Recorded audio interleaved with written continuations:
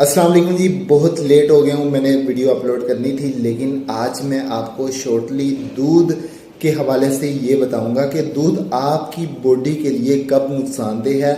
ये बहुत ज़रूरी बात है। दूध आपकी बॉडी के लिए तब नुकसानदेह है जब आपको गैस का मसला हो, आपको मैदे की तेज़ाबियत का मसला हो, कॉन्स्टिपेशन जैसे मसाइल हों, आपकी बॉडी में खमीर लगा हो, तब दूध आपके लिए बहुत ज़्यादा है। इसकी मैं शॉर्ट मिसाल आपको ये देता हूँ। देखें, दूध जब आपकी बॉडी के अंदर जाएगा, दूध को खमीर लगेगा। दूध खमीर तब लगता है जब बैक्टीरिया पैदा होते हैं, और बैक्टीरिया जरासीम की ही शक्ल है।